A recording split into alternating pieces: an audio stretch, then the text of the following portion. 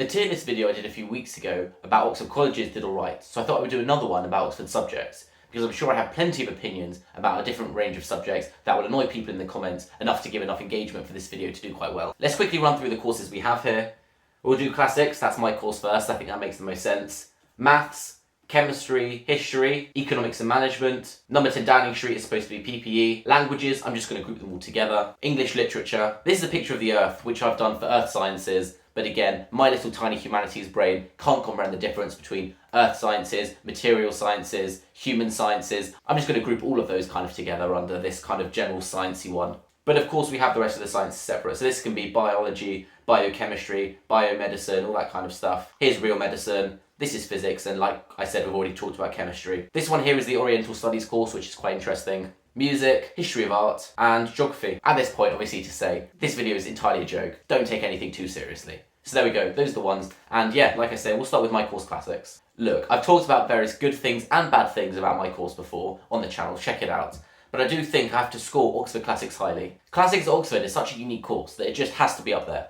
I'll give you a few examples. It's actually called Literae Humaniores. It's not even called Classics. It's got to have a posh Latin name, of course. All the prime ministers until about the 19th century not just went to Oxford, but did Classics at Oxford. In my head, Classics is almost the course that, if you tell someone you do Classics, they ask you which Oxford college you go to, as opposed to even which university do you study at. People just assume that if you do Classics, Oxford is the place to do it. And of course, that is terribly dismissive of all the other amazing universities in the country and across the world and stuff like that.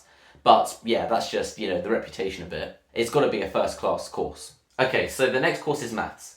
And what I think about for those that do maths at Oxford is, fair play to you, you didn't want to do STEP. For those who don't know what STEP is the Cambridge exam that you have to do in order to get in for maths. After the tests you have to do, just like a lot of Oxbridge courses have preliminary tests, the interviews, getting your grades, there's another test called STEP, which is after that whole process. And the idea is, even if you get a place for maths and you hit your A-level grades, you can still not be actually offered a place or sort of meet your conditions because you have to pass this Cambridge Maths STEP paper. And basically every single mathematician at Oxford realises that Cambridge Maths is really the maths course, but you're just too scared of STEP, so you take your losses and you go to Oxford. Look, it's hardly a bad maths course at all, but if I'm saying for classics that Oxford is the place to do it, and the Cambridge classicists, for people who care about this kind of stuff, probably get a bit of stick of, oh, so you decided not to do the Oxford one for various reasons.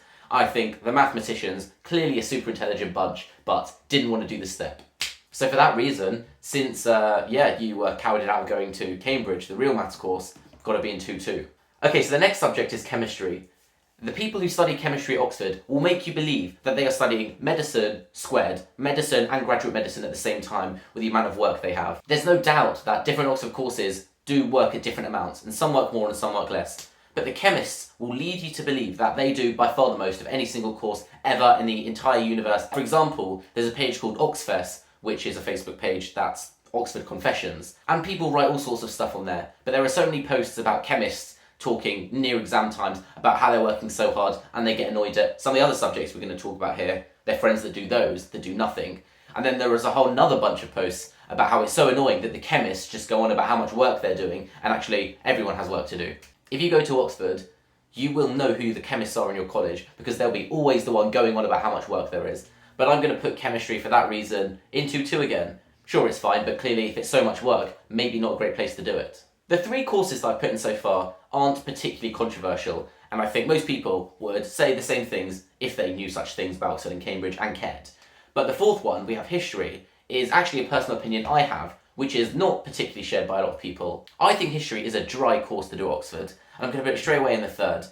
Even though I'm doing classics, which is pretty similar to history, I would really not want to do the history at Oxford. There are actually differences between the Oxford course for history and the Cambridge course, which it is important for historians to look at. So I think, for example, Oxford history makes you take compulsory ancient history or maybe medieval history courses, whereas I think maybe at Cambridge history you can take just modern stuff. Check these things if you care. But there are actual courses differences that aren't just like, you know, this is the one to do and this is the second-class version of it that isn't quite as good. History, it seems there really is a swap. But there are loads of reasons why I think history is no good. If you do history, you're basically teaching yourself. You might have a few lectures, you'll have a few tutorials, but there's nothing that goes on. It's just you reading the books, you've got so many of them, you've got to flick through, find the information you can, write an essay, and then move on to the next one. It really does not sound like fun at all. It really does feel like the historians are just always in the library, never in labs like the chemists, and they're just always doing the same thing. So yeah, I really think that history is not a good course at Oxford. I don't know if the Cambridge one's any different, but I just think maybe the idea of studying history at university doesn't really sound that good. And that's coming from not just a humanities student, but a classicist, where we have to do ancient history. So I'm exactly the kind of person that it should appeal to had I not done classics. But really, history is a no-no for me. Okay, the next one, economics and management.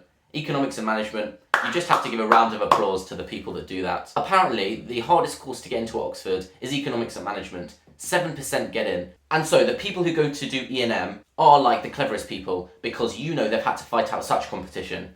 As opposed to classics, for example, the course I'm on, where the acceptance rate is really close to like 40%. There's just way less competition to get in. The E&M kids are at the top of the top of the top. But E&M has the reputation of economics and management really being easy and manageable, and that's what people joke that the course is called and means and stuff like that. But I really think that is probably because the people that are chosen to do it are just so amazing at it that, they just find it so easy, even though it's probably a really hard course. Saying that, it does seem to be less work than a lot of other courses, depending on the college you go to. I think the E&Mists at my college, Trinity, actually seem to work quite hard compared to ones at other colleges. But the idea is, again, you have a lot of free time in order to apply for internships and spring weeks and investment banking, whatever. So the E&M people seem to have a really good ride. For me, it's almost like you've played the odds very hard to get a place at Oxford because, only 7% get in. But once you're in, you've basically completed your degree. It's super chill. And actually, E&M, you just got to really rate it. If you've got in to do it, like I say, you're chilling at that point. So yeah, it's got to be a first for me. PPE, another flagship Oxford course where if you do PPE, no matter where you go and you tell someone, they'll probably say, oh, which Oxford college do you go to? As opposed to realising you can do it at the LSE, Durham, Nottingham, loads of places do it. And that must get really annoying for the people who don't go to Oxford but do PPE. And for that reason, I think you've also got to rate it highly, because PPE, you've got to do it at Oxford. That's the place to do it. And look, if you want to get into politics and all that kind of stuff, then yeah, PPE is the place to do it. I was reading something in the book. Let me try to find it. I was reading this book called Doing Good Better. And so for this specific case study, which I'm going to reference in the book, it was calculating how many people in the UK from different backgrounds become prime ministers, member of parliament, stuff like that. This book calculates that during someone's life, 3,100 people will be members of parliament. And so dividing that by the population of the UK, 64 million, you have a 1 in 20,000 chance of becoming a member of parliament on average, and a 1 in 12 million chance of becoming prime minister. But actually, they do some other calculations with people who've graduated from PPE, and they say, instead of 1 in 20,000 to become an MP, if you do PPE and so wish to go into politics, your chances are 1 in 30, which is insane. And your chances of becoming Prime Minister, if you wanted to be, goes from 1 in 12 million to 1 in 3,000, which is insane. That shows you how cracked Oxford PPE is. And so, yeah, has to be in first.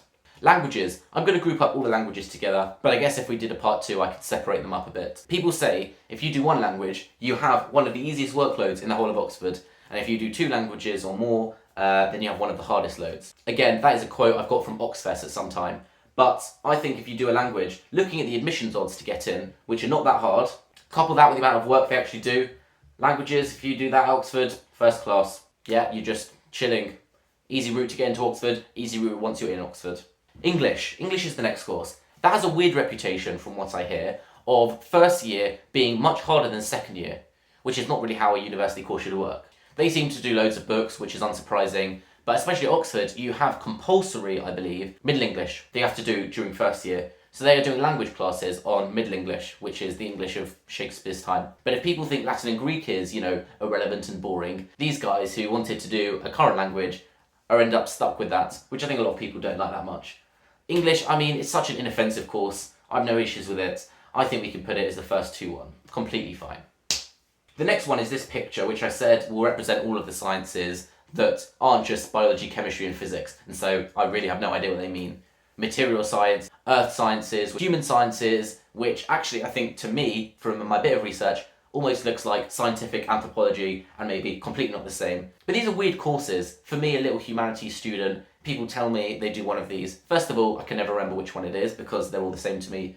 And number 2, it's just really oddly, weirdly specific. The science course at Cambridge, which you would apply for if you didn't apply to Oxford, is called Natural Sciences. And that seems to encompass basically everything. So what it means is when you go to a Cambridge college, something like 20%, 25% maybe, of all the students do natural sciences, because that's just what it's called. And within that, it obviously splits down. So people say they do bio-nat-ski, phys-nat-ski, whatever. And so some of my friends who do that at Cambridge actually just, if they do phys-nat-ski, the physics side of natural sciences, they just tell people they do physics. But this is weird. I guess you didn't want to do nat-ski and you applied for a specific course. I wanted to put this in because it's a weird thing that Oxford has these very specific courses that you can get super niche, as opposed to Cambridge where it's just natural sciences altogether. But yeah, put it in 2-1, I guess, if that's your kind of thing, and you don't have to do generic nat-ski, you know exactly which part you want, may as well do it. I guess I've also got to give it credit that it's 4 years, and my classics course is 4 years, so if I make friends with these people, they'll be there for the end, so got to have some credit for that. Another weird one now, which is this kind of Oriental Studies one. Oriental Studies is another course that's very similar to classics, or, you know, as courses can be. And actually, after I get to a certain checkpoint in the classics course, I can change to classics and Oriental Studies, which is interesting, and that means you can pick up other languages like Sanskrit, or even, I think, Biblical Hebrew, maybe some Arabic stuff as well, which is something that I will give at least an hour of thought to, because I do think some of that stuff sounds really cool. Where would I rank it? Seems pretty cool. I might consider it. I'll put it in another 2-1. Next one's music. What do I think about music? It's a weird one because I find it funny that Oxford is clearly known to be a very intellectual, academically rigorous university, and then they have other courses which some people would consider less. But like, the people that do music are just vibing, I guess. It feels weird, and I know they have essays and they also have composition and stuff like that, but it just must be a very different type of course. Or at least in comparison to maybe how similar English is to classics, to history, to philosophy, it all seems quite similar. Music, I guess what I'm saying is there are no similar courses that if you weren't going to do music, maybe you would have done something else because it's similar in content. But I guess that does make it kind of weird. Oxford is great for musicians in general because they have a really good choir system, choral scholarships, organ scholarships. Some of the musical directors, if your college has one, are like the best in the world, and people like to go to Oxford in order to just get free tuition or free lessons, singing lessons for example, with these amazing musicians. So that kind of stuff is really, really cool about Oxford and Cambridge.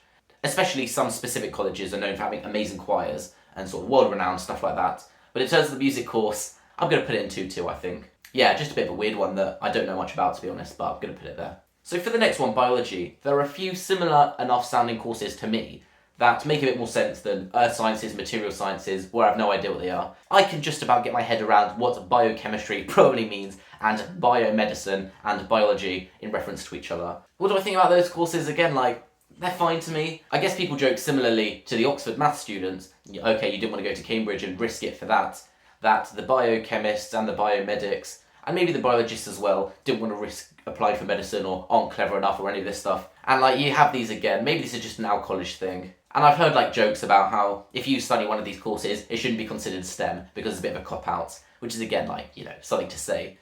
I'll put it in 2-2, I guess, but it really could have been 2-1 in another day. Like, I just have no real opinions about it. 4 courses left, and we're ending on physics and medicine, which should be quite fun. But history of art is next. And history of art is the kind of subject where if someone tells you they study that at Oxford, you're probably thinking, what are you doing here? That's so weird, like, why? But then you actually look at the numbers again of how hard it is to get into history of art. Look at this.